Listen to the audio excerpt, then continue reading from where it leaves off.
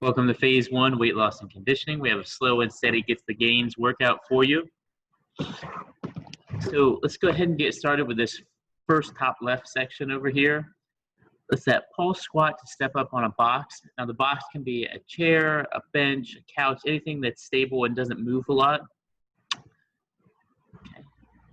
So if you have any weights, dumbbells on the side would be fantastic. If not, body weight is just fine for this. So you're gonna do it one pulse. Good. Step up, and then you're stepping up with the opposite leg. Perfect. So you're gonna make sure you're alternating back and forth while you're doing that. And then we're gonna transition into a raised Bulgarian split squat. Good. So whatever item you use for the step up, you're gonna put one foot back on that, and you're gonna keep that foot back the entire time so that you're not taking up too much time with the transition. So you're going up, down, up, down. If you can get a light touch on the knee, that's fantastic. You really want to keep that front foot flat. So you do one side, and then you switch to the other side. Perfect. Okay, next is an elevated single leg bridge.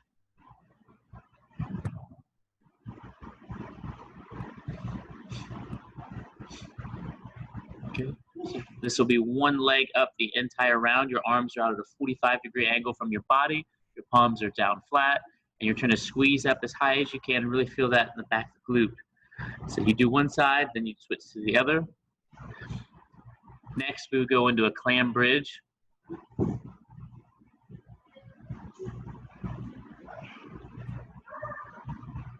Good. So feet are together, arms are out at 45 again.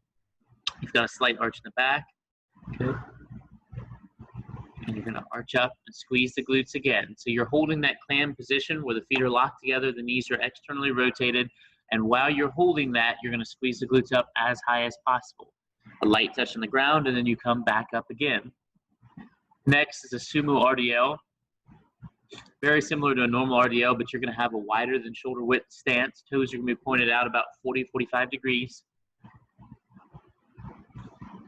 Okay. If you're using any weight like a kettlebell or dumbbells, you can let that hang between you. Make sure you keep it right between your feet and come back up. We show them the profile, please. Good, so a wider stance, good. Your hips are gonna go up and back. Got a high, wide chest. Notice the back is nice and straight when she's doing this, and then she's gonna drag it up her body and squeeze the glutes in, put her hips forward into the weight, whatever weight she's using. Even a bag of something would be just fine for this, cans, anything. And then finally in this section, we have the reverse lunge alternating. Good, so we're going back with our lunge, and we're gonna alternate from one to the other, again, keeping the front foot flat, trying to go fairly straight down and vertical with the torso. So you would do each of those exercises for 20 seconds. You would take 10 to 20 seconds of rest, and you would do all of that 3 times in a row. Okay?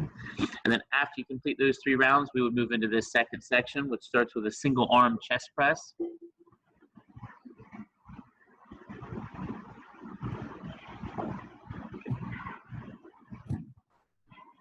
Good. Whatever weight you have a little bit of an arch in the back. The feet are about a squatting width apart. Toes are turned out a little bit, and your feet stay flat the entire time for your stability. That arch is really important. You want to feel like you're raising your chest up and pinching your shoulder blades back just a little bit. That'll help protect the shoulders. And you're finishing directly above the shoulder with the dumbbell. Perfect. So you would do one side and then flip to the other side for 20 seconds. Just like that. Okay. Next is an Arnold press. Good. You're going to start with your palms facing in.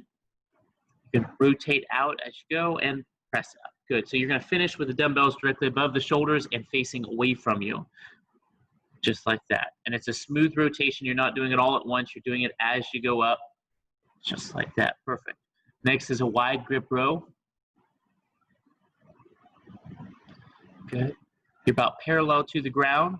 You've got some tension in the back of your legs. And you're holding that nice and tight.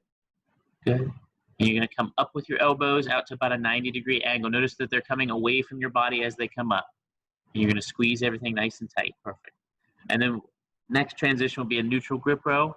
So now all you're doing is keeping that same exact body position, but you're going to turn your palms inside, and you're going to let your elbows slide alongside your body. So one was a wider grip. This one is a much closer grip to the body. Next is a crush press on the chest.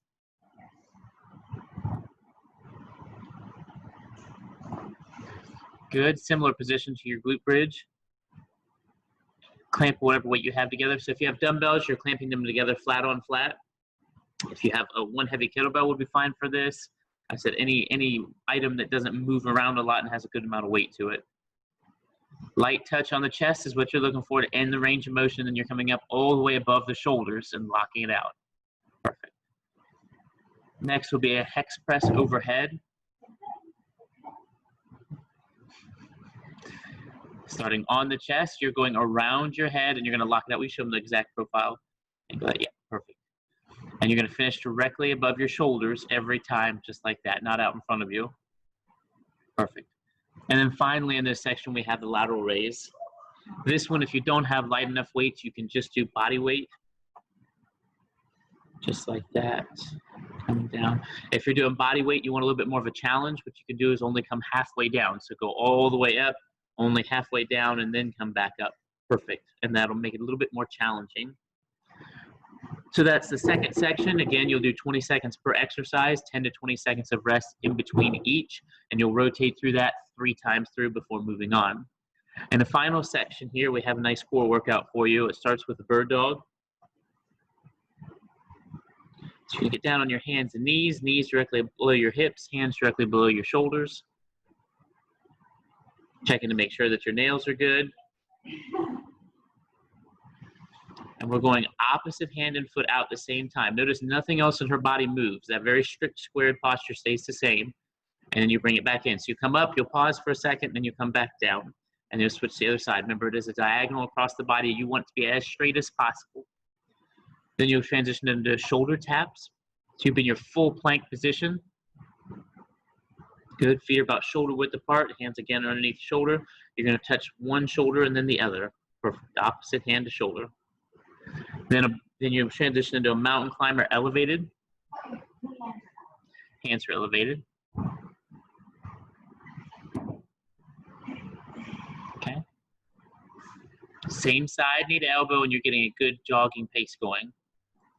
Just like that. If you want a little bit more of a challenge on this, you can flip it around and do the feet elevated, put your hands on the ground, and that will make it just a little bit tougher. Good. And the whole time you're doing that exercise, you're trying to keep the core as tight as possible. So you want to feel your stomach the entire time. Next is a side plank leg lift.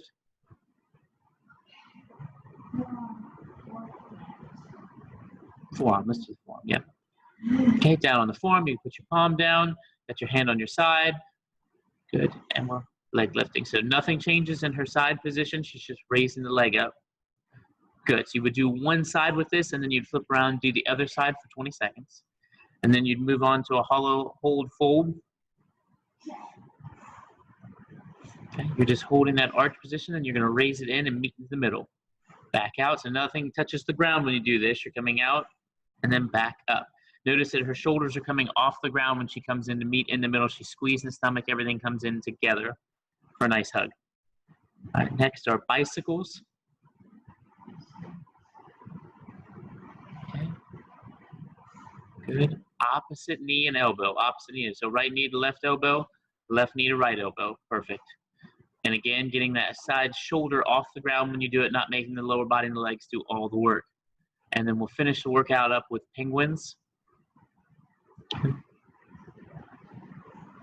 Good. Shoulders are off the ground the entire time. You want to place your feet as far away from your body as you can while still being able to lightly touch them. So you can play around with that for the first couple reps, and then you'll get a good one going down where you feel this not only in the front of your stomach, but in the sides. As you squeeze to that side, you feel it in the obliques a little bit more.